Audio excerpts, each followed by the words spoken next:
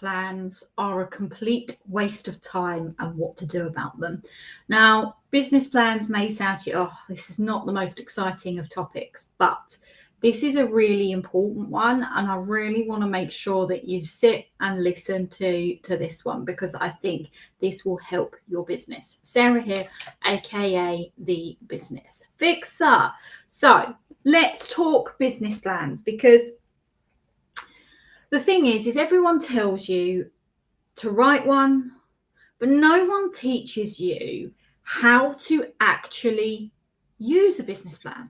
So if you are like most business owners, you might have written one once. Maybe it was at the start when you first launched your business, or during a course, or maybe even during a funding application, because to get finance, you've got to have a business plan.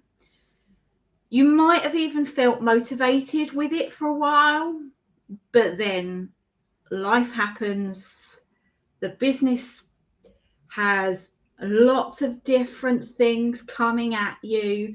Clients start to take priority. Sales need chase, and the plan is gone, forgotten.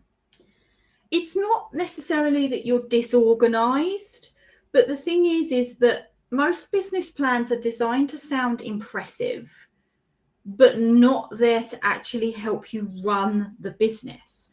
They become this glossy document full of goals with no structure, no action plan, no relevance to the day-to-day, no connection to your numbers, and definitely no use when you are trying to make decisions under pressure. That's why when I talk about business plans, I don't talk about them in the traditional sense. I call them a business growth plan, because they are different to your traditional business plan. They are practical, they're personal, and they are built to drive action. Now, this isn't about having a tidy document for your desktop. This isn't about creating a clear. This is about creating a clear plan that you can actually work from. One that you're referring to regularly, potentially weekly, monthly. One that is going to help you measure the progress, adjust the direction in which you're going in, and build something that is sustainable, that gives you that freedom and control you are craving, and no more chaos, right?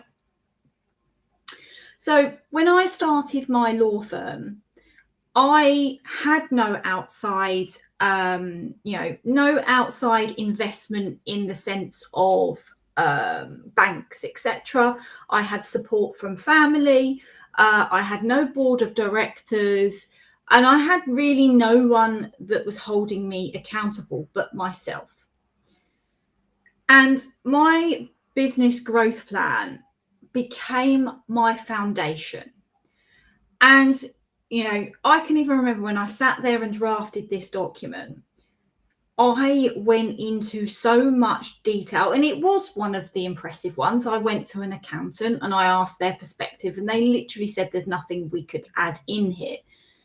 Now, whilst I had created that document, what I hadn't necessarily appreciated at the time was the fact that I hadn't really created the action plan that was going to lead to the numbers in which I was putting in. And the action plan also then ties into your marketing plan. And your marketing plan, in my view, should be an entirely separate document to your business plan. So often business plans have merged, and they shouldn't be. In my view, they should be separate. Okay. Now, when I built the Business Fixer, I didn't just replicate the framework in which I'd created with my business growth plan for the law firm. I massively improved it. I literally took it to another level, to the point now where I look at it and it's like it's a real driver for me, and it ties in and links to my marketing plan. Okay, so this is something that, these are working documents that go together, right? Because the one thing I would say is when things feel busy, messy, or uncertain, it's your plan, your vision that pulls you back into focus. And we all know that something written down is more likely to be achieved, right? So now, the one thing that people who work with me know, I'm very detail orientated, and most of my clients don't love the detail the way I do. They're not necessarily natural planners, but they are vision led, they are driven, and they are often overwhelmed. But the one thing I can say is when we do build a proper plan together, everything changes. The fog lifts, decisions become easier, results become measurable, and they finally feel like they're leading their business and they're not reacting to it. So how many of you feel like you are constantly firefighting, you are constantly reacting rather than driving and leading the business forward, right? So if this sounds like you, then what you need to get into place is a business growth plan that you can actually use. So I'm going to go through some of the things that I would say should be in your business growth plan. Okay. Think about your vision and goals. So start with where you're going. And this is where you really need to get deep and you need to get honest with yourself. Vague statements like more freedom or six-figure income, they're not enough. And you've heard me talk about these things in recent videos where I say about the fact that goals need to be specific. So what do you want your business to look like in 12 months, 2 years, 5 years, 10 years? And what role do you want to play in it? Do you want, for example, and I use this phrase, and I don't just mean this in trades context, but do you want to stay on the tools? Do you want to be doing the day-to-day? Do you want to become, do you want to stay an operator, or do you want to become a leader? So be specific, because this is what becomes your compass. You really need to have a clear breakdown of your services. So you need to know what you're selling, why it matters, and who it's for. This includes your current offers, but also future developments. It's not about necessarily a long description, but it's a strategic overview. So how do your offers fit together? What's your value ladder, if you've heard me talk about this? Are they priced for profitability, and are they able to scale? A plan isn't complete without understanding your core income drivers. Now, this also then ties into your pricing. It's not just about what you charge, but it's how you take your payment. Do you invoice in full or offer payment plans? Are you taking money up front? Are your fees aligned with the value you deliver? This is a part of the plan that helps avoid those cash flow crunches and inconsistent billing and payments. But of course, you need to make sure that that pricing is based on the value and transformation. This is something I've again been talking about recently, okay? This, of course, then links into your sales and financial targets, because this is where most plans I see completely fall apart, because they have ambition without maths, they just have guesswork. So I will, and this is something I even did back into the law firm days, where whilst I hadn't put the plan as to how I was going to get those clients on board, what I had done is I had reversed engineered the numbers. They weren't just numbers that I had plucked out of the sky. You should be mapping out your projected turnover, profit, and break even points, right? And this is by looking at the pricing in which you have for your offers and saying, well, to get to where I want to be, I need this amount of sales of this specific offer, or I need this amount of sales of this offer, and this offer, however you want, right? Now, of course, you can't necessarily predict, in certain businesses like law firms, etc., you don't know what necessarily, if you're not working on fixed fees, you don't necessarily know what the end, amount is going to be. But do it based on the data that you've already got. Break it down month by month, right? So how many clients you need per offer, at what price point, right? And then you need to then look at how many leads you then need to be able to get that many sales. And that's then when the marketing plan can really kick in, right? So this is how you're shifting from chasing income to building it deliberately. Then let's look at things like your delivery and capacity planning, right?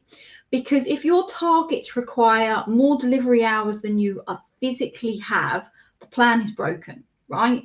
So you need to be looking at your team bandwidth, right? How many clients can you take on? And if you're wanting to shift from being an operator to a leader, then you know that you're going to need to be able to have other people within the team that are going to be doing the actual client delivery. So at what point are you then going to start taking on staff, which I'll come to in a moment? But you need to be realistic with yourself in terms of, can you realistically take on 5 new clients next month? What systems are in place to make that client delivery seamless? What systems do you need to put in place, right? Planning helps you avoid over-promising and under-delivering. Okay, this ties in beautifully with your team structure and recruitment timeline. You cannot scale alone, right? So you need to make sure that your plan outlines who's not only currently in the business and what their specific roles are, but also where are the gaps and where are you going to need that extra support. This isn't just about hiring, it's making sure that your business has the capacity to grow without burning out. So this is where it's, for example, are you crystal clear in terms of what each member of your team's role is in the business growth, right? Because often what I see in businesses is, particularly when you've got a small team, is you'll have a specific people that will actually not have a defined role anymore because you keep piling on additional tasks, and that role becomes very, very grey and murky, right? And you need to make sure that you have specific people doing specific roles so you can see where those gaps are, and then you recruit accordingly, okay? So make sure you include every aspect. So include about the delivery, the admin, the sales, the marketing, the finances, but be realistic with what you can afford in terms of additional staff and when. But make sure you are planning ahead. This is where your numbers really start to tie in again here, because you need to be knowing, what is the average salary for those particular roles, because your business plan should have a budget alongside it. Okay, right, risks and continuity planning. No one likes talking about worst case scenarios. But in business, it is a roller coaster, right? And the ones that do not prepare are the ones that get caught out. Now, you are not going to be able to predict every eventuality. Who could have predicted COVID in business, right? But what you do need to make sure, and COVID has very much taught us, is if you, for whatever reason, staff can't get into a physical office, is there the capability that they're able to work from home? What about in terms of your IT systems? Are they cloud-based and accessible? Do you have backups? What happens if your key system goes down, right? Now, this isn't about being dramatic. It's just about being sensible and looking at the potential risks that are in your business and how you can manage them. Right, your tech stack. So this ties in, okay? You need to make sure that you are listing out the software and platforms that you're currently using in your business and explain the purpose for each one. So it could be anything from ClickFunnels to go high level, that is for your funnels and your CRM. Could be Zero for your accounts, Calendly for your booking into your calendar. It could be Socialmonials for your content scheduling. Now that gives you a cue to some of the tools that I use. But you need to also include any tools that you are planning on introducing in the next phase, or if you're intending to expand the use of a particular tool. This helps you build that operational resilience, reduce the manual admin, and makes it easier to onboard new team members more effectively. And these will also tie into things like your standard operating procedures. Now, I'm not saying you necessarily need to list all of these in your business growth plan, but you need to be aware of them so that you can actually systematically look to see how your business functions in reality. Now, this is the other part. How are you then reviewing your progress, and how are you holding yourself accountable? A plan is only useful if you are reviewing it. So how often are you checking progress? How often are you checking your numbers, in terms of your turnover, your profit, and your break-even point? How often are you reviewing the services? Are they still actually what is solving the problem for your ideal clients? What are look at your statistics, look at, are there particular risks that you haven't considered? Just really be looking at, is the whole thing working? What metrics are the ones that you need to track? Like I said, who is holding you accountable? Because one of the toughest things of being a business owner is it's all on you, and it can be an incredibly lonely place. And a big part of what I do when I am helping my clients is I am holding my clients accountable. I've been told my accountability is second to none. I've even been told that sometimes I care more about their business than they do, because I am so determined to help my clients grow their business and reach their goals. So do you need somebody that's going to hold you accountable? But they also need to be holding you accountable in the right ways and for the right things. So I would sometimes question, unless your partner is involved in the business on the day-to-day, I would generally say your husband or wife, or partner, girlfriend, boyfriend, whatever, probably not always the best person to hold you accountable. Okay, but you just need to make sure that you have a structured review process and that you've got somebody holding you accountable, so that it makes sure that what you're turning your plan into a growth tool. Now, something that is really important here is, if you're building a business you want to keep long term, you need to make sure it's built on purpose, right? You didn't start your business to feel constantly under pressure, buried in delivery, or stuck in a cycle of chasing the next client just to cover the bills. You started because you wanted something more freedom, maybe more control, more fulfillment. It might have been the fact that you were so fed up with being told by a boss how to do things when you knew that there was a better way. It might be the fact that you wanted to have freedom to spend with your family, and it's just not happening.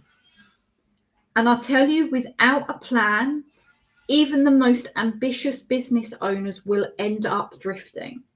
You end up, and tell me now, is this what you feel like? You end up reacting to the urgent instead of focusing on the important. You lose time, you lose energy, and sometimes you're losing sight of why you started this business in the first place, right? And a business growth plan gives that back to you. It reconnects you to the bigger picture. It becomes the foundation for every confident decision you are going to make. It makes sure you're doing the right things in the right order for the right reasons. And this is where clarity becomes power. It's about building something that works and keeps working without it costing you your health, your family time, or your passion for what you do. Now, are you ready to make a change? Are you ready to have a business growth plan that you can finally use, that's your roadmap to where you want to be? If this is you, I have got two things available for you that I think will really help you in your business. And you know what? Both are completely free. The first is the business performance health check that you'll see on the link or on the screen. You'll see going across, where just literally, if you're watching this video, comment the word score and I will give you access to that quiz. It is completely free. It will only take 2 or 3 minutes and it will give you a clear indication in terms of the health, in terms of the performance of your business right now. Now, the second thing is I am running next week a 5-day business transformation challenge. And I'll be honest with you, I have completely changed the format of how I'm going to be running this challenge, which is why I have not been broadcasting it as much as I want to, because I've got some stuff that I've got to do in the back end to make this possible, right? And I'm cutting it fine. But you know what? I am so excited by how I'm going to be doing this challenge, right? And how I'm doing it is entirely different to how I have run any challenge before. Now, historically, and how I'd intended to run it was was going to literally do a day on a specific topic that is within my Business Fixer toolkit. And that's how I've done, and I've had great feedback when I've done it this way. But things in the market are shifting, and I want to show you and help you in your business in ways I have not directly helped in this challenge before. So what am I doing? I am going to be doing live coaching each day for free. So if you are interested in being able to speak to me about a specific challenge you have got in your business, it could be anything to your business plan, could be to do with your pricing, your services, your ideal client. It could be a team issue. It could be anything within your business that you are struggling with right now. And you can come into this. I'm doing an hour every single day. And I am going to be giving you solutions then and there that you can take away in your business to implement and game change your business. This is completely different, and I am really excited by doing this. So if this is something that you want some help with, then what I want you to do is to comment the word challenge, and I will send you the link so you can get signed up. It's completely free. You are going to be getting live coaching with me completely for free. Normally, when I do an hour of coaching and I do my power hour, it's £197, and I'm doing this completely for free every single day. So bring your challenges into the 5-day business transformation challenge. Let's transform your business. So thank you guys for listening. Hope you found today beneficial, and I will see you all again next week. And I hope to see many of you on the 5-day business transformation challenge next.